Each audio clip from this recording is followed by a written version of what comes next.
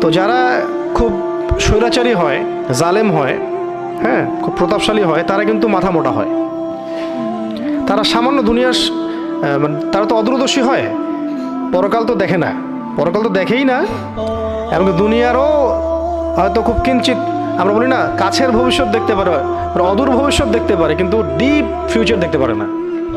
ওই বসিরা, প্রজ্ঞা তাদের থাকে না, একটু মাথা মোটা টাইপের হয় আর কি। পেশি শক্তি কাজে লাগায়, মনে করে যে মার কাট কাট করলেই সব সমাধান হবে।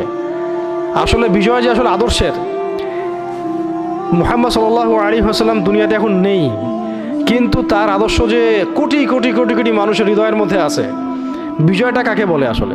ইব্রাহিম আলাইহিস সালাম দুনিয়াতে নেই, ইব্রাহিম আলাইহিস সালামের তাওহীদের চেতনা কোটি কোটি মানুষের মধ্যে আছে না? কিন্তু ইনস্ট্যান্ট তারা যেটা দেখে সেটাকে বিজয় মনে করে। জালেমরা ইনস্ট্যান্ট যেটাকে দেখে ওটাকে বিজয় মনে করে। এখন আমরা জানি বিজয় মানে হচ্ছে পরকালীন চিরস্থায়ী সাফল্য।